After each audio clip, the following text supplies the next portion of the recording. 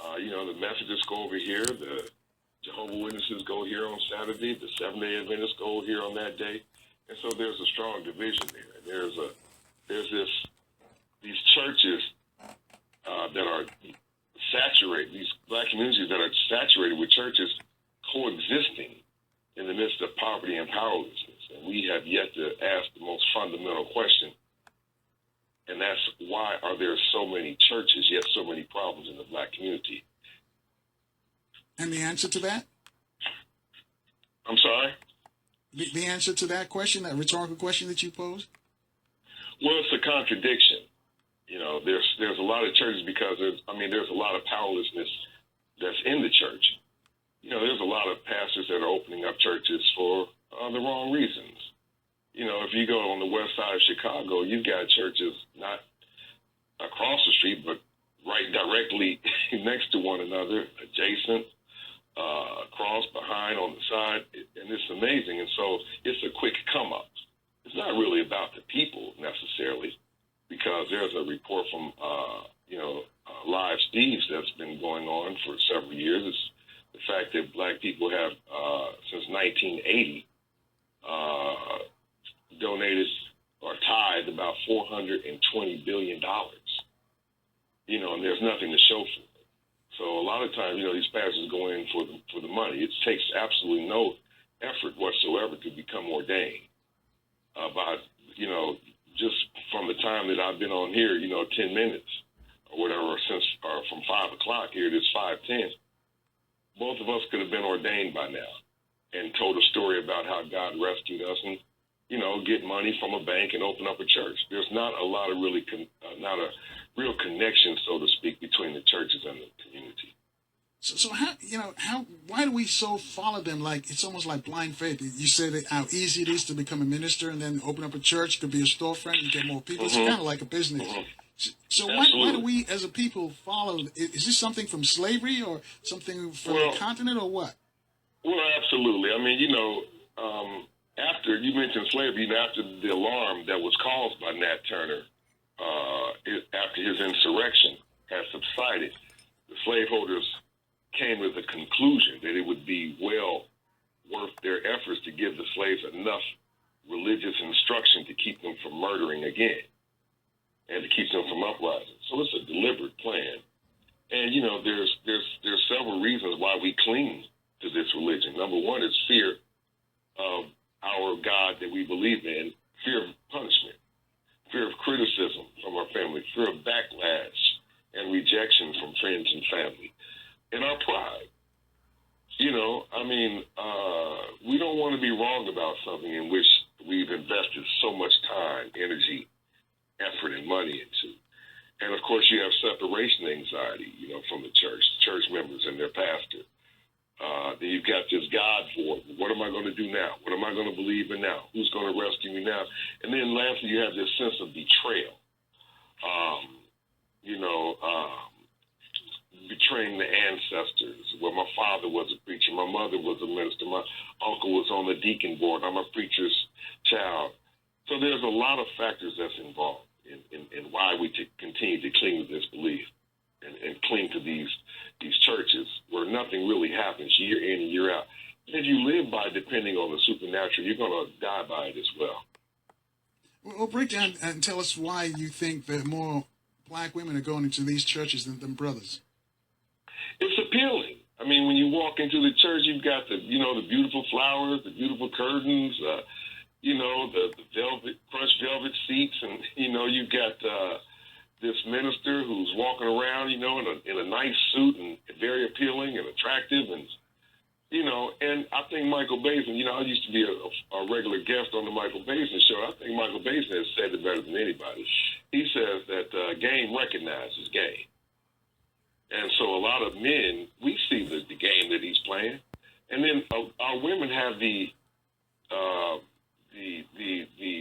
temerity, I guess I would say, to bring pastor's name up in our house. A pastor said this and pastor said that. Wait a minute now. I'm the man of this house, not pastor. But we have this Okay, well, reverence. hang on a second, Jeremiah. Hang on a sec. We got to take a quick break here. Got to check the traffic and weather in the DMV. I'll let you finish on the other side. Right here on AM 1450 and FM 95.9 WOL, where information is power. Speaker, mini movie maker, also a documentary. Just Google him and you'll see what he's talking about. We're talking about the black church. So, Jeremiah, I'm going to let you finish up what you were saying before we left for the traffic and weather update. So I think we were just talking about, why this whole, reason why we cling to religion. But for the most part, I think I, made the point. All right, and you said there's some psychological and social impact of this, what you term blind belief, and all of this gives us as a sort of side effect for people who believe in this religion. Yeah, absolutely. I mean, why do we believe in God? It's impossible to understand, the concept of a God or gods without knowing how these concepts came about. Gods were invented to explain natural phenomena and as superheroes to manipulate events and circumstances that were beyond the control of human beings.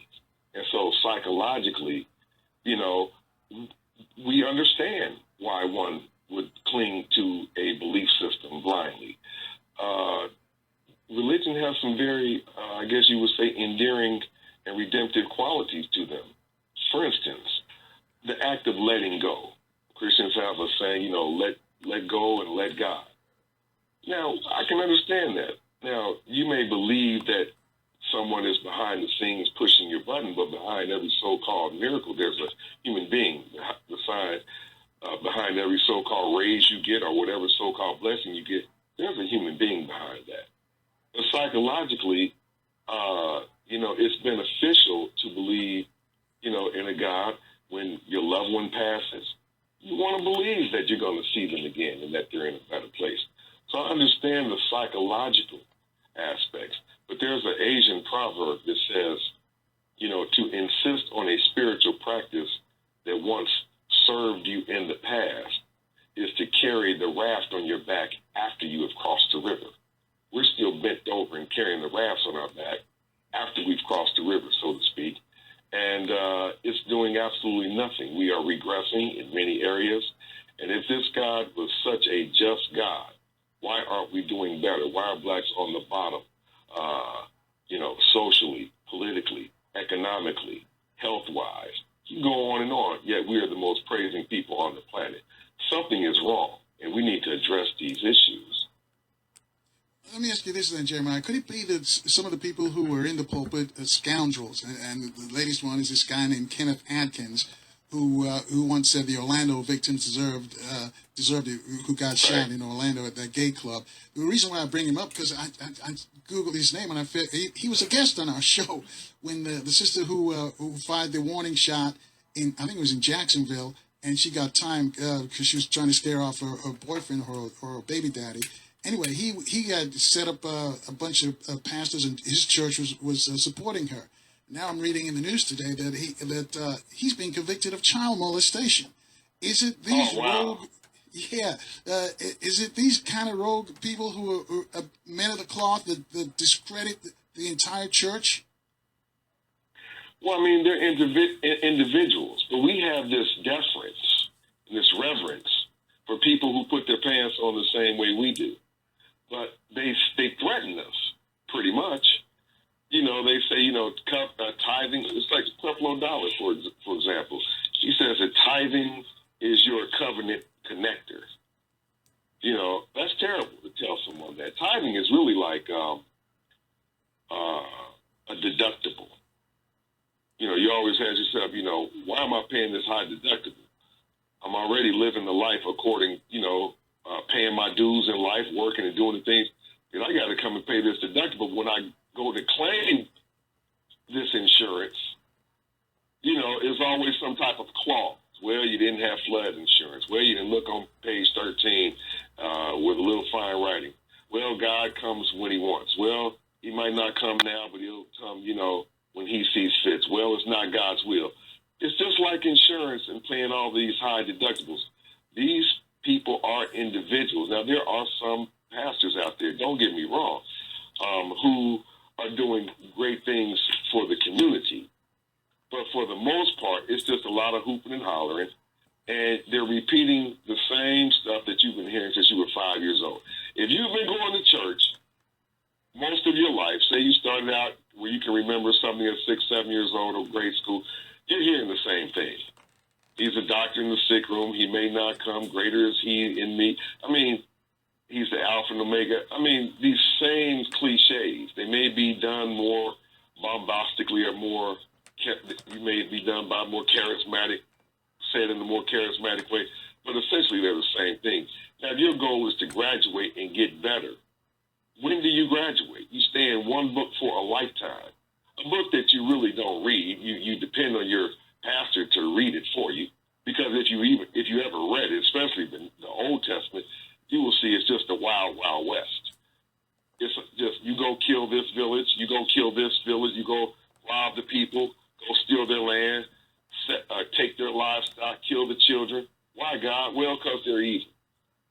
You know, and people don't read, because if you read it, that's one of the biggest incentives for non-belief. Having said that, is the church retarding the growth of the black community? I think it is, you know, because when you look at the church is an insidious institution, and it fosters delusion, dependency, powerlessness. It's anti-science, anti-intellectualism, and it robs the community of two of its greatest resources, which is time and money. And now, does the white church have the same effect on the white parishioners? Well, they're believing, I mean, you know, we're believing while broke. We're believing while we have the flu. They can believe they got a cold, we have the flu. So we can't really, you know, follow in their footsteps, but we're doing a great job. Brother Kaba, Hiawatha Kamene, and I had an interview yesterday or day before yesterday, and he talked about how we out European the European. We out Christian, you know, the Puritans, who were largely responsible for bringing a lot of the religious beliefs here. So, absolutely, you know, we're clueless. We have denominations without investigation, and we're just pretty much serving the way that we were supposed to serve. And it doesn't apply directly to white people as it does to black people, because we're in a whole different boat, whole different situation. When you have a 400-year head start, you can afford to believe in what you want to. Now, you mentioned the black church. What about we got a bunch of folks who want to speak to you. What about the Muslims? What about Islam? Islam, you know, you can put that with Christianity. Islam is part of the three Judeo-Christian religions: Judaism, Islam, and Christianity. You wouldn't have Islam if it wasn't for Judaism. Judaism was first, then Christianity, and then Islam. So, I mean, Islam came once the Ottoman Empire, you know, took over. So they wanted to say, hey, we've got a God too. And they took over Constantinople. So it's all the same, you know. Islam is, you know, is believing in Ishmael. Christianity, Judaism is believing in Isaac, and then, you know, they're all in the same church, but in different seats, so to speak. All right. As I mentioned, we got a bunch of folks from across the country who want to speak to you. 800-450-7876. And let's start with your namesake, Jeremiah, calling us from Charlotte in North Carolina. Jeremiah, you're on with Jeremiah. Good afternoon, my brother, Jeremiah. Good afternoon. How are you? I'm doing fine, brother. You're laying it down. Let me ask you a question. Mm-hmm. Well, I got two questions I want to ask you. And I was talking to a friend about 2 weeks ago, from Friends of Distinction. I won't tell you who the member is, but he laid some stuff down on me, man. It just blew my head. You know, all the 50-something years I've been on this planet. But anyway, I hope this is on the subject because it's broad, and I'm trying to broaden this a little bit. Because you say we are different from the white Christian. I've been both religions, Christianity and Islam. And, brother, you are 100% right. It's all blind leading the blind. That's number one. Mm-hmm. And so this brother broke this down to me. He said, look, let's represent you in the United States is in a circle. And he said, you got all different races, but you're all in that one big old circle. And that one big old circle is owned by the Europeans. That's their reality. He said the European made their own reality, and we all live inside that circle. He said, whatever you think you're going to come up with, or whatever you think is going to work, whatever plan you got, it's all built inside of that reality of that circle. He said, unless you break out of that circle, all this stuff, religion, political, all this stuff, we just go repeat the same thing over and over. He said, tell me one time in the past that we haven't had whatever you're trying to do right now.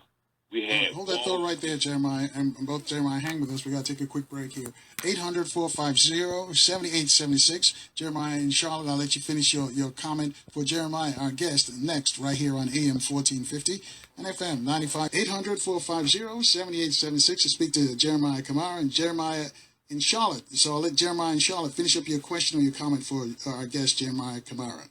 Yeah, I hope we didn't forget about none of that, because I'm going to just go get straight to my question.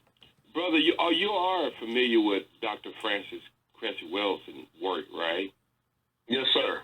Okay, why is it we as black people want to talk about the only one key component to her whole research was the system of white supremacy? Why do we want to talk about how she came up with that? It's about annihilation. And you ain't gonna you can talk about strategies and systems, but you got to know why that system came to blossom. It's because these people don't want to be annihilated.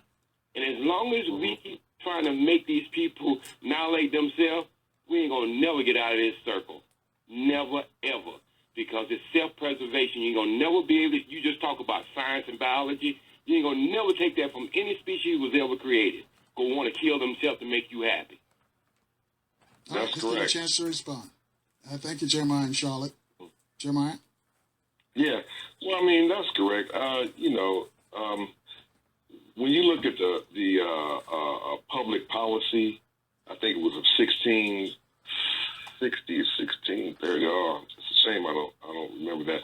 But it lays out the guidelines that blacks are not supposed to compete, that they're supposed to be subordinate. I think it was 1638. It was the Maryland Doctrine of exclusion, and it was written by the Maryland colony. And it says that neither the existing black population, their descendants, nor any other blacks shall be permitted to enjoy the fruits of white society. And the doctrine was written to ensure that blacks would remain a subordinate, non-competitive, and non-compensated workforce. But, I couldn't answer why we tend to just look at that aspect of her, of her great work. But I just know that we have a lot of work to do. All right. 800-450-7876. Tim's calling you from the district. Tim, you're on with Jeremiah. Yeah, excuse me if you can't understand me, like my nose is a little clogged up, but I have a question, but I wanted to just challenge a couple points that I heard you make earlier, like, as far as, like,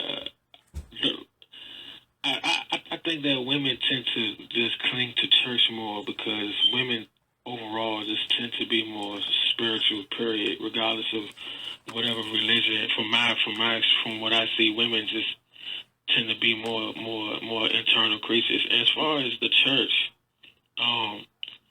when you look at the church, man, regardless, when we came here from Africa, it was the church that allowed us to bring all those cultural influences from Africa and express themselves in the church, regardless if it's from Santeria or Lukumi, from Pelo to Candomblé, or just how we dance, our rhythms, our hymns, and stuff like that.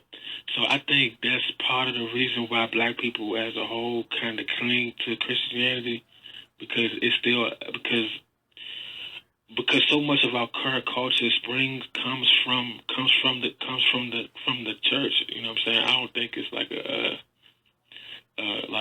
like a brainwashing type of thing or anything like that. But All right, and that's a good point. Let's give him a chance to respond. Thanks, Tim. Is that because a lot of our cultural aspects are in the church, as Tim mentioned?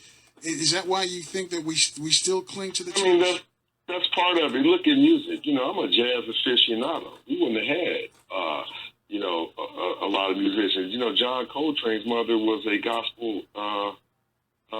She was a gospel teacher. You have a lot of influence that comes out of that church, but you have to remember now, the church was the only thing that we had some control over us. You know, it wasn't until like the late 1700s, I believe, that blacks could even attend church without white supervision. If you look at my slave sermons episodes on YouTube, you'll see, you know, in the opening how you have the white there sitting in the midst of the blacks that were praying. They had to be there for supervision, so that was the only thing that we were allowed to do. And you mentioned the women. You know, I agree, but I say this: women tend to seek shelter from the storm. You know, sometimes men got to go out there in the eye of the storm.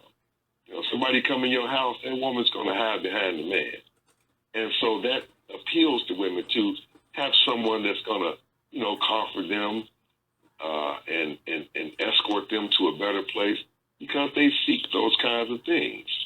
So I would not. Well, let me jump in here and ask you this then. How much of that is because the leader of the church, the Christian church, is a white male, blue-eyed blonde? Is that why women, do you think more women would gravitate if it was one, not a white male, blonde, blue-eyed, or if it was a sister who was head of the church? Now, when you say head of the church, you mean, you're talking about... Right, the Jesus Christ that they talk about, you know, the one that's probably hanging in a lot of pictures, hanging in a lot of folks, black folks. I see what you're saying. Yeah. Absolutely. And that goes back to slavery. I mean, look, when you were enslaved and then this master comes and knocks on your door and you had to wait outside in the cold while he did his business with your wife, that's some serious psychological stuff going on right there. That's some extreme embarrassment. When it wasn't the black man during our enslavement that was able to keep the family together. It was the white man who had the power to sell your child or to keep your family together. That is a legacy that would be tough for anyone to try to overcome. So there's this deference for that white male, whether it's conscious or subconscious. You see, that's there.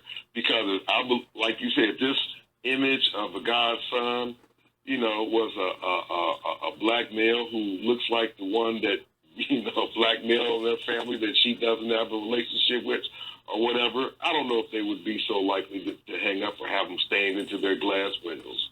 But you still find that phenomenon to this day. When you force a child to see an image of a so-called savior that is the antithesis of themselves, it puts them on a path psychologically to want to be accepted by that group, to want to mimic that group. We have just become poor imitations of our oppressors. Wow. Connecting the dots. 800-450-7876. Jeremiah Kamara is our guest. Let's take some more calls. You got people from all across the country who want to speak to you. Let's go to Atlanta, Georgia, line 2. Brother Tabakuti. Tabakuti, you're on with Jeremiah. Good afternoon, Carl. Good afternoon, Brother Jeremiah. Brother Jeremiah, I want to ask you this, Brother Jeremiah. Why is it sometimes that when you show people concrete proof and they still have issues? I know part of it is your best slave sermons, and I want to thank you for those slave sermons because I've used those to kind of extract some people out of what they was in and showing them that, look, this stuff is not real. But why is it? Can you explain, like, the etymology research of the word God and the word Lord and why so many black people, even if you show them the etymology research of those two words, because if you look at the fact that we had a way of life for thousands of years before this word God and the word Lord appeared on the face of the earth, but yet, you know, the majority of our people, it's like their brains are locked up or something, and you can't get through to them. If you could explain that, I would greatly appreciate it, because I had shared with someone once about King Kamehameha in Hawaii. When the Christians came there, they kept trying to get him to convert to Christianity. He said, no, we got our own thing. So when they kept pushing him, he finally said, look, if your God has all this power, I want you to jump off this cliff, and I want to watch and see if your God save you. But why our people don't want to do what King Kamehameha did when he challenged the God and said, if this God is real, then you don't have a problem with jumping off this cliff. If you could explain that, I'd greatly appreciate it. Well, thank you, brothers, for your call. You know, if this God had your best interest at heart, then the Nina, the Pinta, and the Santa Maria would have sank. You would have not have been enslaved for the hundreds of years that you were if this God was so-called in your corner. You know, you talk about why do why we cling to religion despite concrete evidence. I mean, psychologically speaking, you know, the psychiatrists state that, hey, when you present something that is contrary to their established belief, they tend to cling to it even more fervently. Again, you're going back to this whole pride thing, being wrong about something in which we've invested so much time, money, and energy. Just imagine Sister Jones or Sister Smith. Right. Hold that story right there, Jeremiah. We got to take another break here. We got to real quick. We got to check the traffic and weather in the DMV. I'll let you tell the story on the other side, folks. You too can join the discussion. Reach out to us. It's 800-450-7876. We'll take your calls. Before we get to Brother Kwesi, Dr. David Emotep's going to be here. His book, The First Americans Were Africans. It's going to dispel that myth. People think the first people here were Moors. He says you don't know where that came from. Anyway, both of those gentlemen are going to be here. So tell your friends to keep it locked right here on AM 1450 and FM 95.9 WOL. Let's go back to our guest, Jeremiah Kamara. Jeremiah, I'm going to let you finish up your story that you were going to tell us. I think I was talking about Sister Jones or Sister Smith or whatever.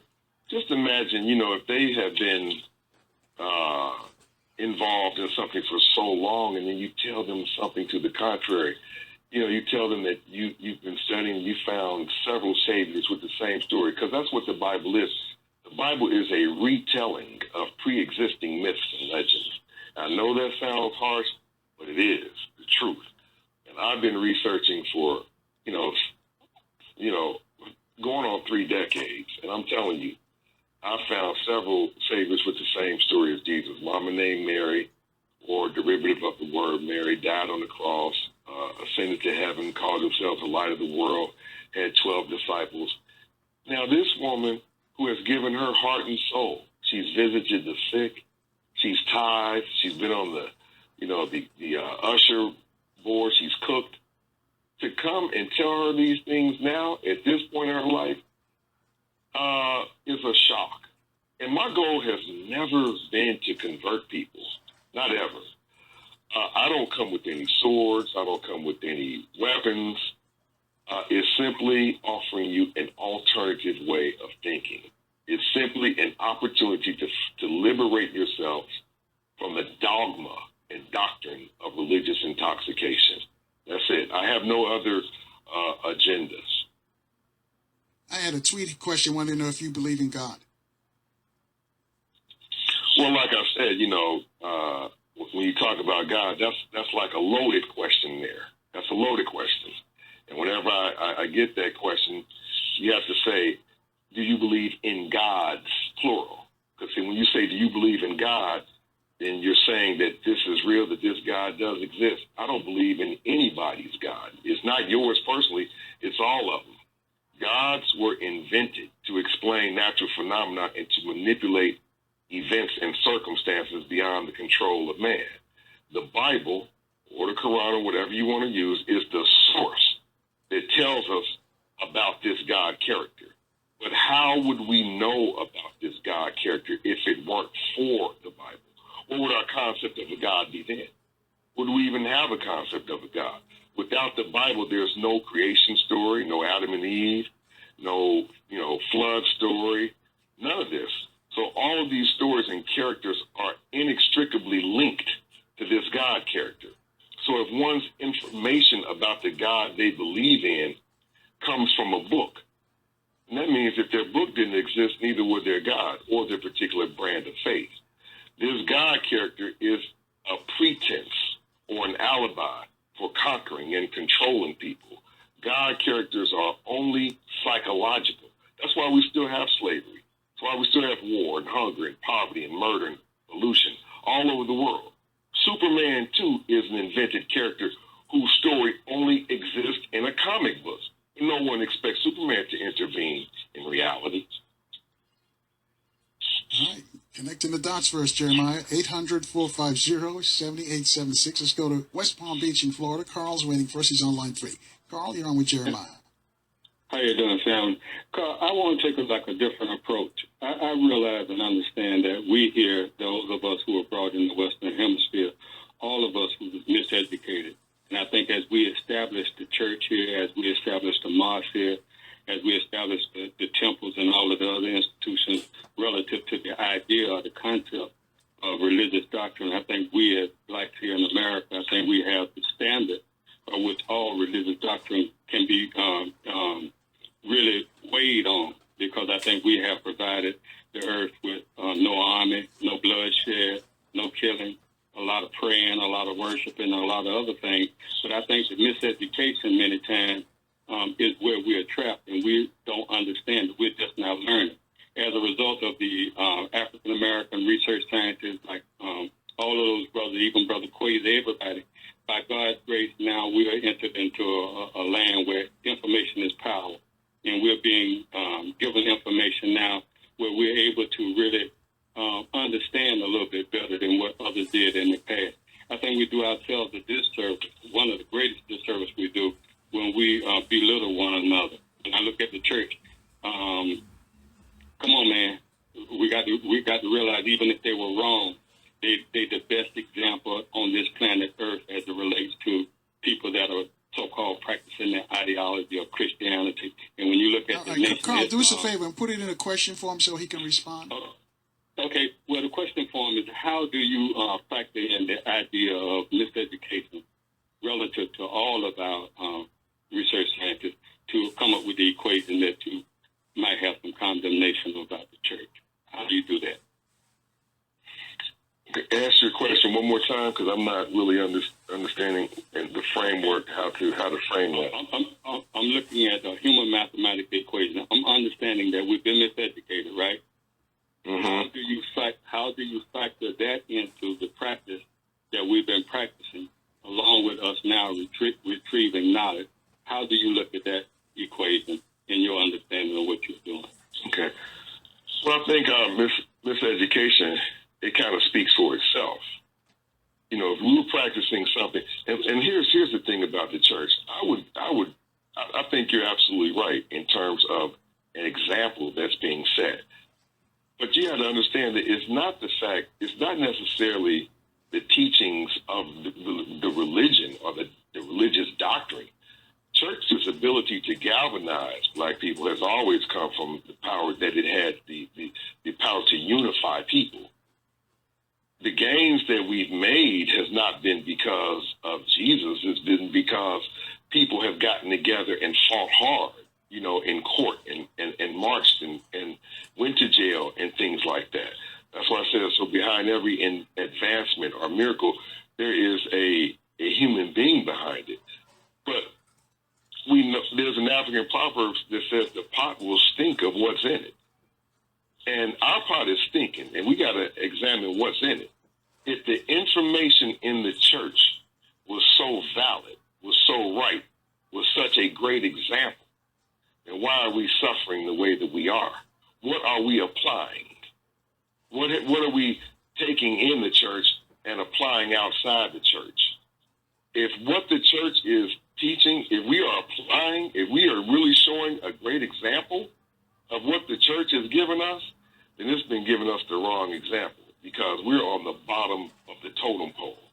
And we shouldn't be with upwards of 85,000 churches. So at some point in time, we have to say, wait a minute, what am I really learning? I ask people, you've been going to church all this time. Name me 3 things that you learned in church that you would not have learned, in everyday life experience. I know people who have never, been to church or very little. They're some of the kindest people that I know. And I know people who go to church, they're some of the meanest folk you ever want to run into. So it's a matter of you as an individual, how you were raised. We're not puppets. We can think for ourselves. It reminds me of a classical musician who has no instincts, can't think for themselves. I'm not denouncing classical music for those who enjoy it. There's some classical songs that I enjoy. But what I'm saying is, a lot of times when you snatch that sheet paper in front of their eyes, they're lost. They can no longer play music. We have the ability to play music, so to speak, without that paper, without that Bible in front of us. We can do those things. All right. Thanks, Carl. Thanks for your call. 800-450-7876. Go to New York on line 6. Philip's waiting for us. Philip, down with Brother Jeremiah. Hey, great show. Hey, Jeremiah. I hear you talking about the church. Let me ask you something. If we were so great and so powerful, how did Johnny come lately come out of the caves and outthink us and outsmart us and still have us in the system of white supremacy? And as you knock the church, that's the only thing they had. What can you give them to replace that? And what can you give us to replace the system of white supremacy? Thank you, my friend. Well, I can't give you anything to replace. I can show you an example. It's not, it's beyond my power to replace it with something. I say that there are a lot of things. That's a complex, answer question. But there's to me, it's being practical. And me and Brother Kaba were talking about that on our Brother Philippe Shock Matthews show the other day. Being practical, being pragmatic. There's a proverb in the Bible. Actually, it's in Proverbs. I think it's chapter 3, verse 31, or 31 verse. I think it's 3, verse 31. It says, "Envy thou not the oppressor, and choose none of his ways." That's one of the best ways to deal with white supremacy right there. Stop trying to be like your oppressor. Stop trying to live like him. Stop having the values that he has. Stop defining yourself through material means. All of those things. In African language, there wasn't even a word that said that could describe what ownership was. Not in the Cherokee, the Navajo, the Lakota people. No one knew what own was. I'm not saying not to own anything, but I'm saying these values of things, these legacies of things, those are not our values. We, in many ways, are incompatible with the European way of doing things. And so, we just have to be pragmatic. For instance, we go to church and we tithe 10%. Now, if you really want wealth, one of the first laws of wealth, pay yourself first. Where's that money going? Pay yourself first, that 10%. Take the 10% that you would have given to the church, and one of the best things that I could think of is to pay for your child's tutoring. Many of our children were suffering, especially mathematically speaking. And we start to sit in the back of the class. We start asking less questions. And a lot of times we don't drop out, but like, my brother Talbot says, we're pushed out because it becomes difficult. And we don't understand the lessons for various reasons, distractions at home or whatever. Take that 10% and get that one-on-one for your child. That would bode well for the generations to come.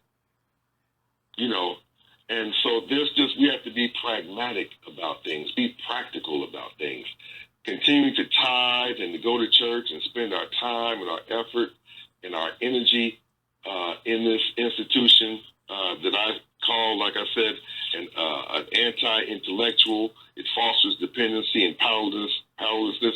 It's anti-science, and it robs us of our two most greatest resources, which is time and money. You know, if you look at the book of Genesis, Genesis is a geological, cosmological, you know. Hang on a second, Jeremiah. Hold that book of Genesis right there, because we've got to take a quick break. Closing on the top of the hour and give our stations a chance to identify themselves. Folks, you too can join the conversation with Brother Jeremiah. Reach out to us, 800-450-7876. Thanks for rolling with us, folks. Shade after 6 o'clock on the East Coast. Our guest is Brother Jeremiah Kamara. He's author, international speaker, mini movie and documentary maker. You just Google him and you'll understand what he's talking about. He says the black church limits black progress. What are your thoughts? Well, the lines are all full, but if you get a chance, give us a call. We've got people all across the country who want to speak to him. Before we left, you're going to tell us about something in the book of Genesis, Brother Jeremiah. Well, I was saying that, you know, Genesis is a geological, cosmological, and biological train wreck. You know, and it's sad that we are, you know, clinging to those primitive things at this point. You know, and getting back to, you know, this whole notion of the church being a great influence. I mean, listen, religion is the art of convincing you to believe that you weren't already born with the moral compass. A bonobo is one of the most selfless animals on the planet and will share his bananas or share his food, won't even eat unless another bonobo has something. You mean to tell me that as a human being, we don't possess those same qualities? Religion was forced upon black people to, you know, keep them concerned and preoccupied with matters other than business. Really, it's all about, you know, just stay out of grown folks' business. Because on the plantation, that's all they really gave you. That's all you could do. On Sunday, that was your... And also, the church was associated. One of the reasons why it's so beloved, it was associated with a day off.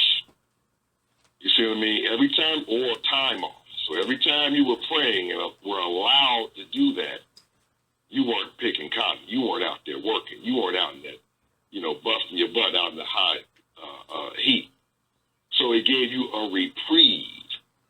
And that was the only thing that you could do, because you couldn't bring your African instruments or your instruments that you made, you know, in everywhere there was enslavement. You could in places like Louisiana and places like Charleston, but in other areas you couldn't. So the church was the only place that you could gather and talk amongst yourselves. All right, 800-450-7876. Let's go to line 5. Casey's calling us from Maryland. Casey, you're on with Brother Jeremiah. Good evening, Carl. Thanks for taking my call. I wanted to ask your guest a question, and it's basically rhetorical, and it's asked in the way of, do you believe in God? Not what man says about God, but do you believe in God? I think I just answered that question. That's a loaded question, because the way... Okay, well, but you didn't answer it. You didn't answer it. I think I did. I mean, it's really a yes or no. It's not a rationale. It's not... because you went wait a minute. Let me explain something. Mm-hmm. You, from the way your question is framed, the premise from which you start assumes that there is one. You're saying, do you believe in God? I'm telling you, I don't believe in gods, plural. Gods, plural. And I just answered the question. They were invented to explain natural phenomena and to manipulate events and circumstances beyond our control. I mean, from your perspective, in your opinion, that's what your study have came to bring you to understand. So basically, that's my reality. That's what my reality is. Okay, you don't believe in a creator. Do you believe you're self-created? Do I believe? I don't believe either I know or I don't know. I don't know the origins. I mean, because I hear you quoting a lot. I hear you quoting African proverbs, and all of these things that you're quoting were basically quotation of men who were inspired by God, that gave living testimony. If you understand the life of Malcolm X, then you can understand most of the lives of many brothers that walk the street every day. And basically,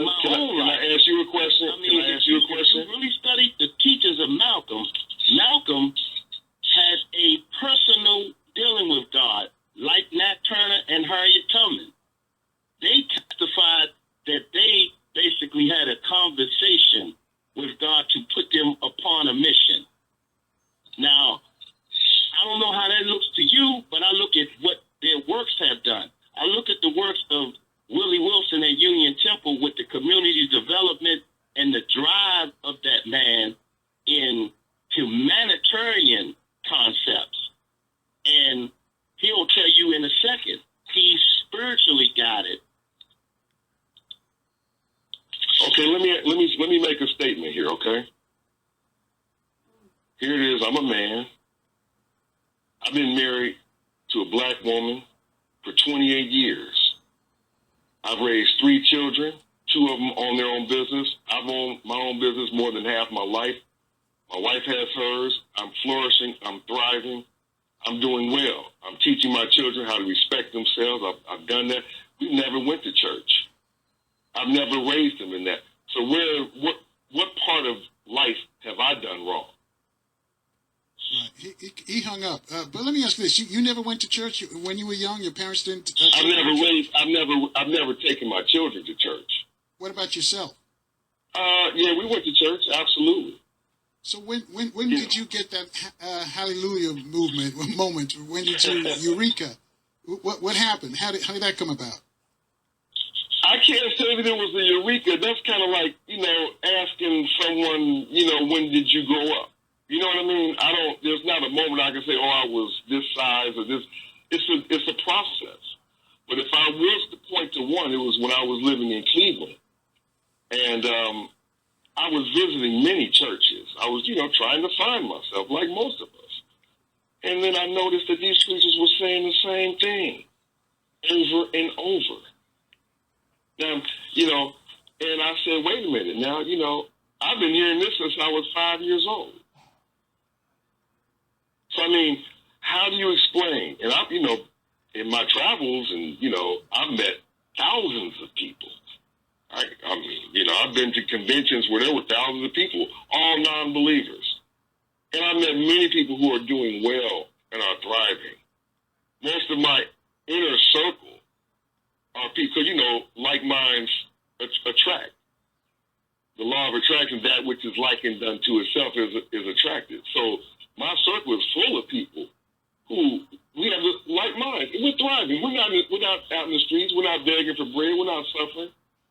What does this God do? What does he do? Can he stop bullets?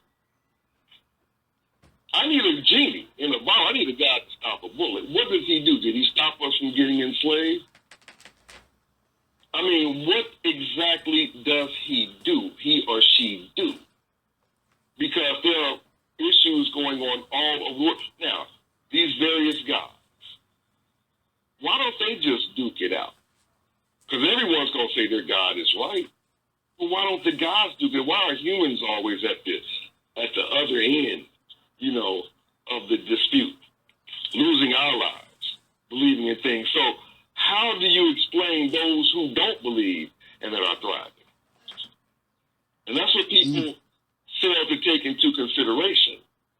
The brother called and he was saying, this Malcolm X and these are claims. I mean, big claims require big proof.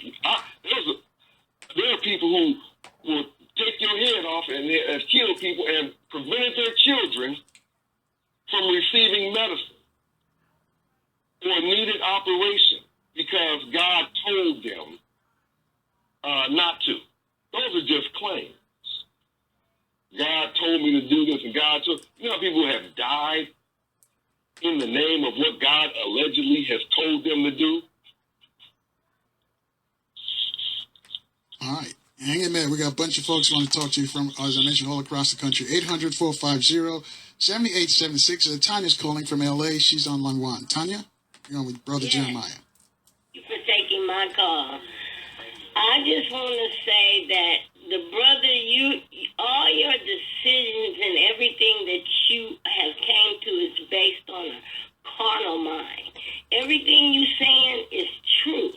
The church has failed, but the church is real and God is real. And I will say, for my generation, I'm 58. I grew up in church. I left church. God is a spirit, and they that worship him will worship him in spirit. He reigns on the just and the unjust.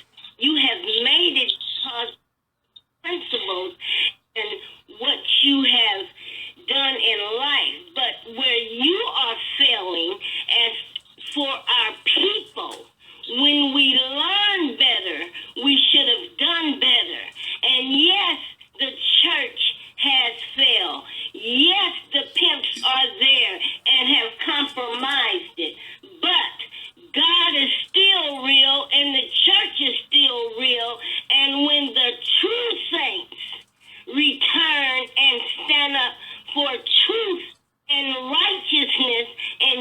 what you are saying, then our people will be restored. And that's all I'll have to say right now. All right. Thank you. Tanya, before we go, real quickly, why did you stop going to church? First of all, I grew up in church. I was raised in church. He's saying called. I'm one of those God called, handpicked. When I was 18, God took me out of church and started pouring his word into me because church was compromising. I saw things that were compromised to the word in what All right, I was Tanya, I think we doing. get it because we got to take a quick break. I thank you for your call. I'm going to let Jeremiah respond to that, but we got to take our last look at the traffic and weather in the DMV right here on AM 1450 and FM. For that, people killed in the name of God, and that's wrong, in the name of Christianity, and even Islam, but that doesn't make those faiths wrong. It makes those people wrong. People even do nasty things in the name of America, but that makes them wrong. But America is still a great country, even with its many flaws. So I'd like to hear your comments with all due deference and due respect, sir. All right, thanks, Ben. Jeremiah? Absolutely. I have no problems with that whatsoever. None. You're absolutely All right. right. It's an individual thing. It's definitely, we're talking about in the context, of the group. Right. The 85,000 churches, that dot our communities. If the spirit of this God was present, then why are the surrounding areas laden with so many issues and so many problems? It is an individual thing, but church has a tremendous influence on people. It keeps people in a state of fantasy where you expect godly intervention. I mean, we can barely do anything as a community without saying, well, let us bow our heads and pray. And this is, when you do that, what you're doing is you are establishing a mindset that is now expecting godly intervention on a project that is totally human.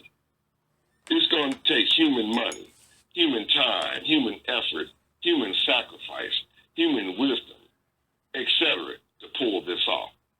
But now when you expect godly intervention on things that are entirely human, for instance, when you receive an award or you accomplish something, give credit to human beings who were there. Well, I want to thank God because without God, this thing wouldn't be possible. What about the person that you're with? What about your wife? What about your significant other? What about your friend who loaned you the money that enabled you to accomplish what you did? When you don't give the credit to human beings, we are less likely to help you because we have less of an incentive to help because you're not going to give the credit to a human being anyway. So the church can be powerful and it can be very, influential. So I don't have a problem with that. It is about individualism. Yeah. All right. 800-450-7876. Jeremiah Kamara is our guest. He says the black church limits black progress. What say you? Let's go to line 6. Juan J is calling us from Maryland. Juan J, you're on with Brother Jeremiah. Brother Jeremiah, I just have one question for you. Do you believe that the black church is preaching a form of colonial Christianity? Do you also believe that the black church minister has weaponized the black woman against the black man by preaching colonial Christianity and thereby basically telling the females that all they need is Jesus? And that's it. That's my question. All right. Thanks, Juan J. Absolutely, brother. I mean,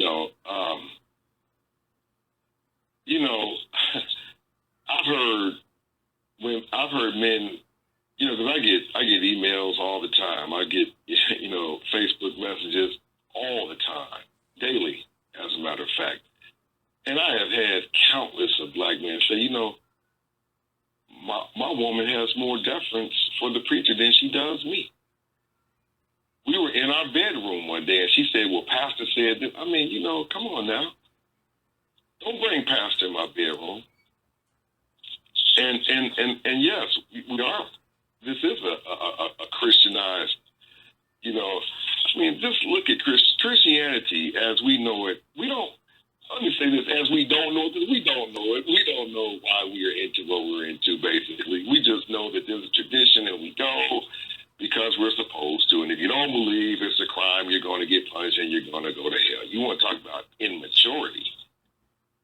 The church is a legacy that fosters, that has fostered, and I'm talking about the Catholic Church, the white church, that umbrella that we're up under.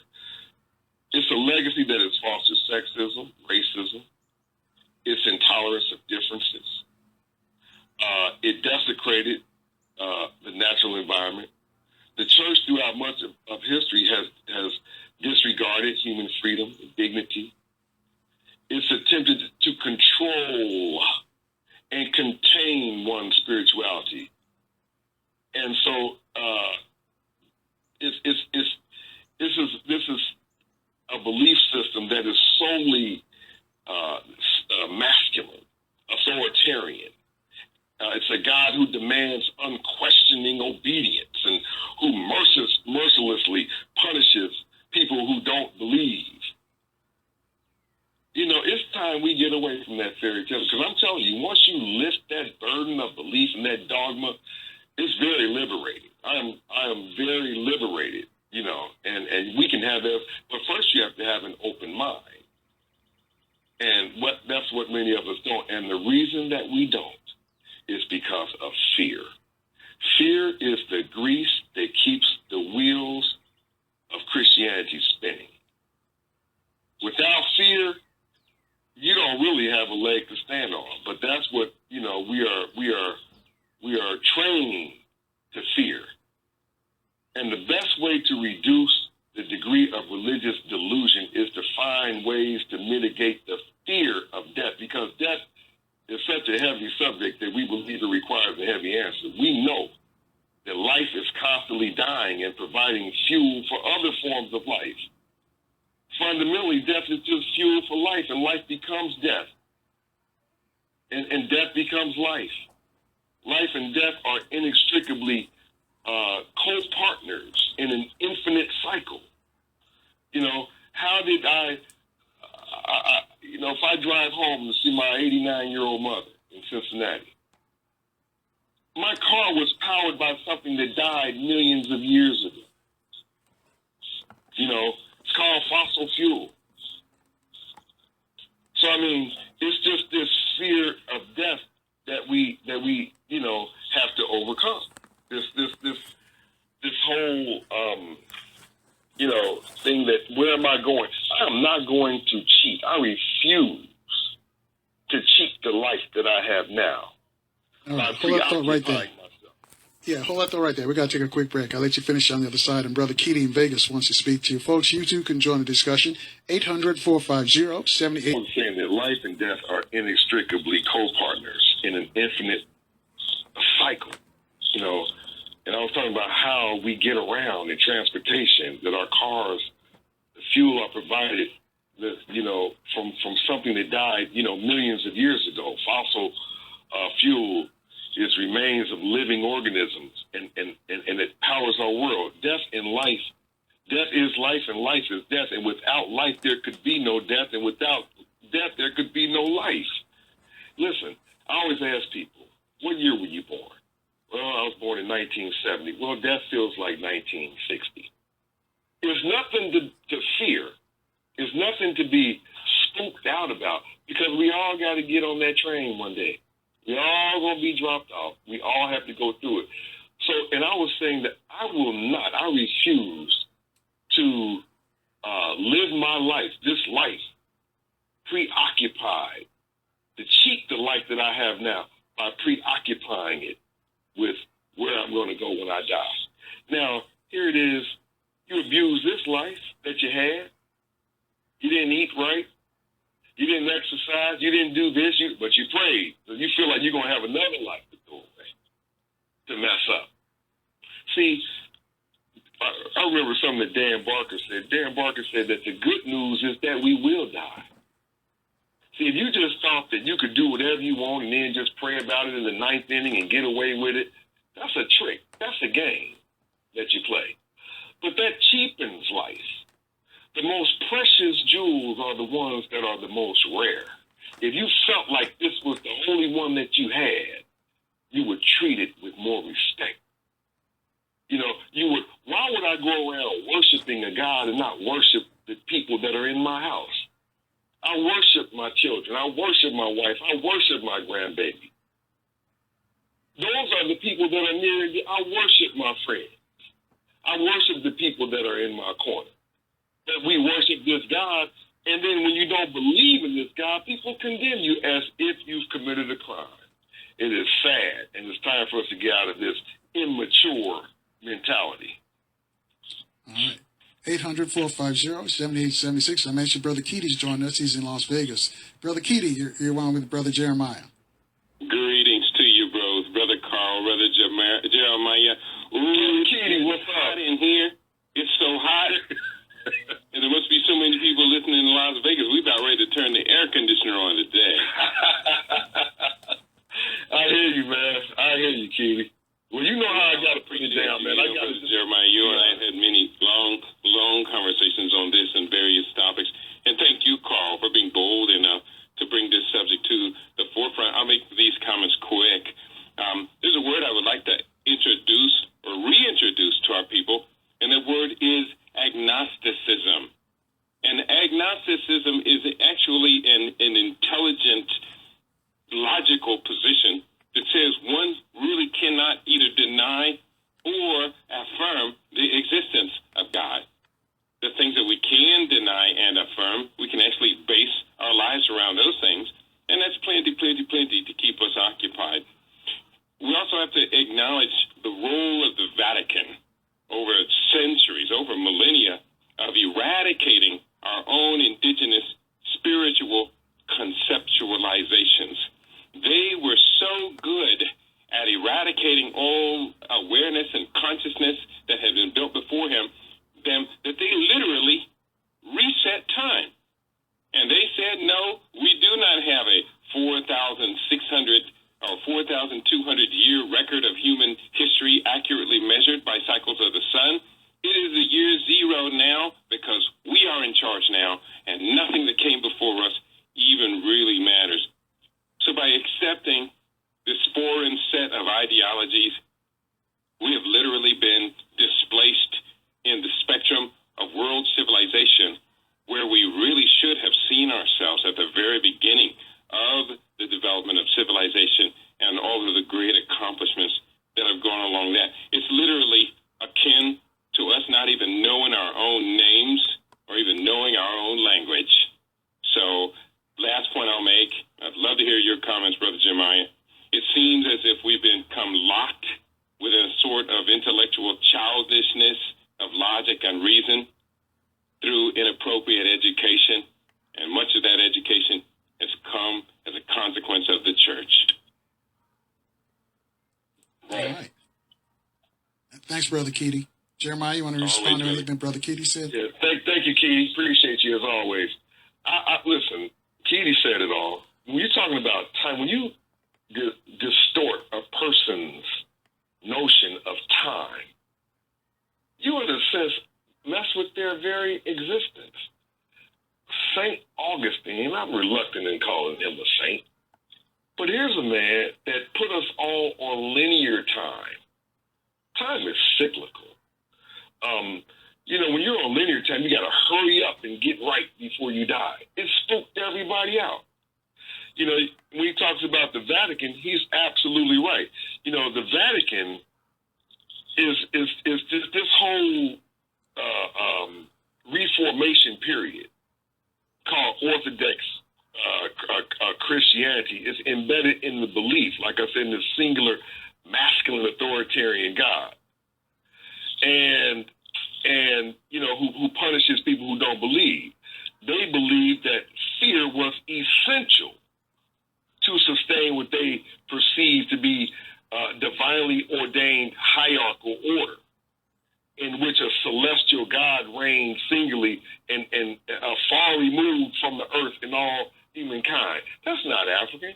That's crazy. And we're still on that same paradigm. You know, we talk about this whole, you know, this living forever thing. You know, humanity's desired, and we're not talking about energy. We're talking about living as a personality. Now I see my grandmother. I'm still alive. You know, I'm not talking about, you know, energy, because we know energy can't be destroyed. But this desire in the Christian context or religious context, you kill as a Muslim, you kill, you know, these people, you're going to get 72 virgins, this kind of foolishness. Humanity's desire to live for, let me say, religious people's desire to live forever exemplifies a lack of understanding of the infinite cycle. If our prayers for everlasting life were granted, all life which is interdependent would upset the infinite cycle. Life and death would cease. Believing that you will live forever is a linear concept that lacks the evidence present within the infinite cycle. If there, you know, it's therefore a good thing that we will die, and is something that should be celebrated because of the life fuel it brings to something else, and that's something else to something else. We are simply recycled to infinity. Now we talk about this God. You cannot believe monotheism is the devil is exclusive to monotheism. Wherever you find a singular, masculine, authoritarian figure, you know, you find this monotheistic Godhead. But I've been trying to figure out what was so terrible about this devil that's in the Bible. The three most popular stories of this devil is when he tempted Eve in the garden. And like I said, these are all myths. When he tempted Job and when he tempted Jesus on the hill. These are the most common stories. But in each of these cases, however, he was only negotiating like any other business person would do. Look, if you serve me, I'll give you this. It's force. If you come to my team, look, I promise you we'll draft this person. It's the same thing. Essentially what he was saying to all these people in each case is, if you come work for me, I'll make it worth your while. I got a sweeter deal for you. Sign a contract with me instead of God.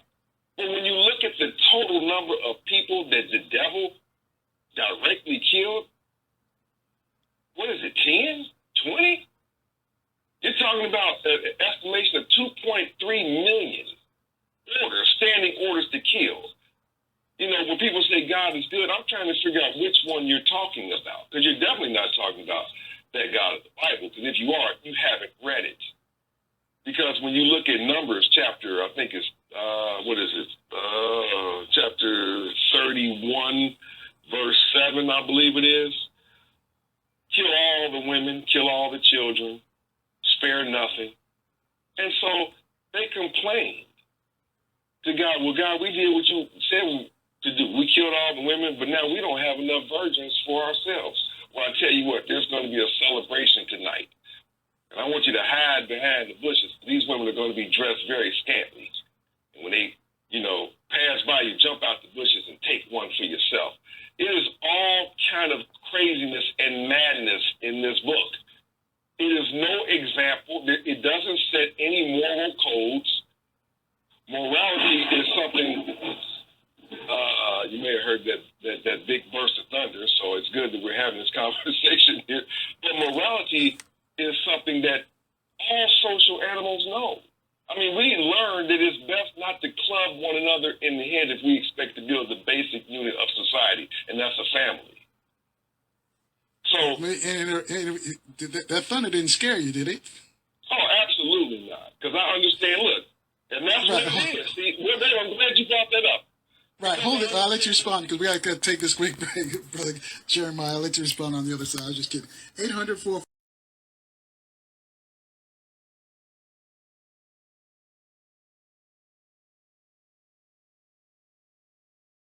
All right, let's go back to Jeremiah. The thunder clapped and roared when you spoke, and you said you weren't scared. So I'll let you finish your response. Right. But you know what, Brother Nelson, I'm glad that happened because there will be some people on the other end saying, see, That's God, warning that brother. But listen, man, it's thundered my whole life. I'm 54 years old. I understand thunder. See, back in the day, people used anthropomorphism to describe the nature of God. Thunder is God's anger. An earthquake is God, taking a walk. Or thunder is God cracking his joints. Rain are the tears or the saliva of God, etc. That's pre-science in the European world. I understand what causes thunder from a scientific perspective. So no, I'm not scared. But if I was, if I was in that religious frame of mind, then I would see that as a sign, so to speak, to end this conversation. And I would disregard the weather person's prediction of a thunderstorm here in Atlanta, Georgia today. It's been threatening to storm before this interview. But it's just that mindset that we have that will twist that into some type of sign from God or from a God, I'd like to say. All right. 800-450-7876. Go to Ohio. Raymond's waiting for us. He's on line 3. Raymond, you're on with Jeremiah. Yes, sir, Brother Carl, Brother Jeremiah. Nothing but the truth, my black brother. And I have a comment and I got a good question for you. Now, white supremacy, that's the strongest religion that has ever existed. And what most of these black people that call themselves Christians is they cannot stand the truth that you speak. And if we dissect the word truth, it contains the word hurt. And Negroes, they hate and hurt when they hear the truth. Now, with that said, the very word God, G-O-D, stands for great old devil. And my proof is this, John 8:44.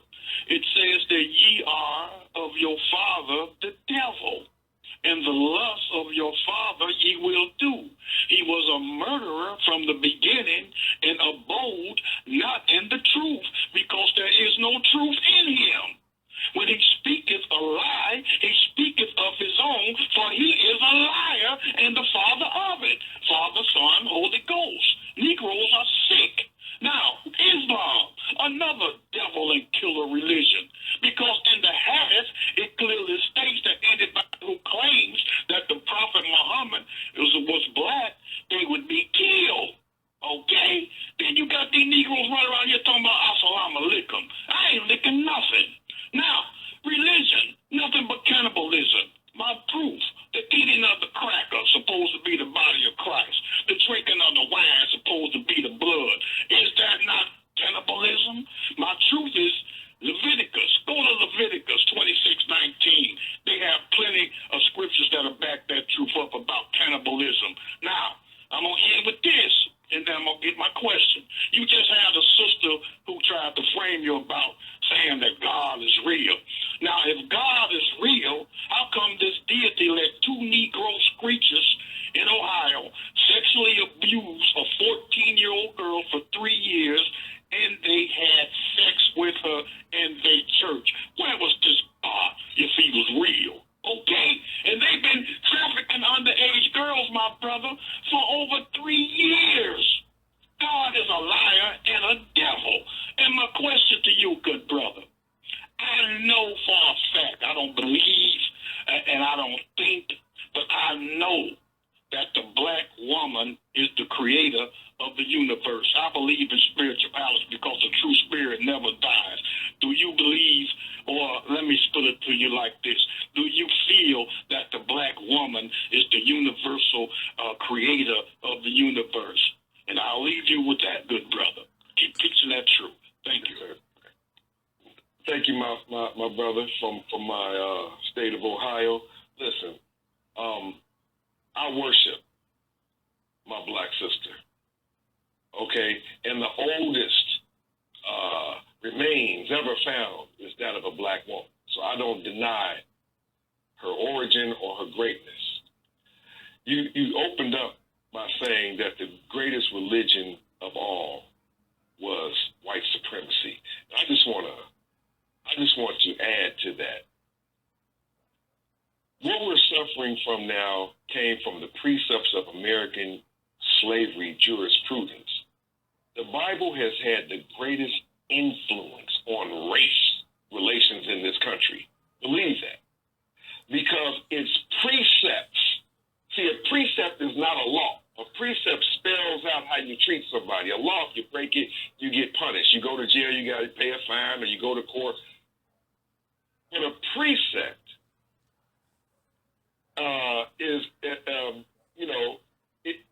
the Bible, like I said, has had the greatest influence of race in this country, because the precepts spelled out the relationship between the master and the slave. Okay? The most fundamental precept of slavery was that God divinely ordained whites to be superior and rule over the inferior blacks. And these precepts of black inferiority became the general rules that regulated the thoughts and the behavior of even the poorest whites who perceived themselves as being superior to blacks. These precepts of inferiority ultimately found its way into the legal structure of this society, and it enforced an inferior position upon blacks. So that's why you see that laws can be changed and amendments can be added over time, but precepts linger because you cannot legislate how a person or a group feels about you. For example, the 13th Amendment did not and could not abolish the precept of black inferiority, because the notion of black inferiority was a state of mind that did not owe its existence to the legal process. What we are experiencing today are the echoes of that era. All right. I've still got a bunch of folks who want to speak to you. 800-450-7876. Go to line 5. Juma's calling from the district. Juma, you're on with Brother Jeremiah. Is Juma there? Okay, no Juma. Let's go to line 1 then. Michael's calling from Columbus, Ohio. Michael? Thanks for taking my call. The brother's absolutely right. All that comes from the Vatican. And I want our listeners to hear nothing, no God on earth or in heaven rises above the truth. That's what we seek, the truth. That's what we have to seek out. So that religion was given to us to control us. Nat Turner, that's Michael, do us a favor. Put it in a question form because we're racing the clock. My question is, what can we do to save our children from doing the same thing that we're doing? I'm 67 years old, and I want to know, how do we change this to save our children from going down the same lying path, learning these lies and conducting these lies with a lot of blacks, or shall I say whites, in black skin that help them out? That's where our biggest problem is, the field Negro versus the house Negro, those who help them. What can we do? Right. Well, let me say this. It's a process. Just like first you're going to have that church experience, and then you're going to have the doubt. And then you're going to have to come to some reasoning, because these young folk today, they have information at their fingertips. They're asking questions. They know two of every kind of animal wasn't loaded upon an ark. They know that's crazy. They know no one parted any waters. They get that. Then you're going to have to, go through the fear. Then you're going to have to depart from it. Then you have the family response, how your family's going to treat you. Then you have the liberation. There are 5 steps to freedom. I don't care if it's freedom from alcohol, freedom from drugs, or freedom from religion. The first thing you're going to go through is denial, like the callers that, deny what we're talking about here is the truth. Oh, well, God is real. That's denial, because you don't know any better. That's all you've been taught. The second is anger. There are people that are angry at this discussion right now. Some of your listeners are very angry. That's the second step. Number 3 is bargaining. Well, I hear the brother. He is making some points, but I'm going to still go to church just in case. That's called Pascal's wager. Just in case. I'm going to go just in case I die. And so that's the game you're playing. I hope your so-called creator is smart enough to figure out that you're playing a game with him. The fourth stage that you're going to go through is depression. You're going to feel, man, I put all this time, this effort, and this energy, but we're going to have to man up and woman up and realize that we have been hoodwinked, we've been had, we've been duped, okay? And the final stage is acceptance. I don't think we have to worry about the young people. There are many youth programs that are going on out here, but I'm telling you, my young people give me, the litmus test, my children and their friends. They all call me Baba. I'm Baba at home to my children, and I'm Baba to their friends. And we talk about religion. If you see my documentary, Contradiction, A Question of Faith, it has a panel of youth that speaks their mind, not by my influence, but what they have come to grips with in this age of information. We are continuing to live in a primitive state. We are a wagon and wheel. When we subscribe to a God that made the world in 6 days, and in the, at one point he says, oh, he made the stars also, as if it was just some afterthought, and not consider how massive the stars are. He put the herbs in the field here before the sun was even here. That is anti-science. It doesn't make sense. And if God is so right and is so real, then why are we so wrong? Why are our actions one of a people who is, indicative of a people who have been conquered and enslaved? We got to grow up. And I just want to point, I know we're against time, but let me just make this point. There was a movie out. It was called A Beautiful Mind. And it was dealing with Professor John Nash. I think he was at Princeton University. And he was going, they considered him schizophrenic. And he was in denial about it. And so one day, in a dramatic scene, he stopped his wife's car in the rain because she was going to leave him.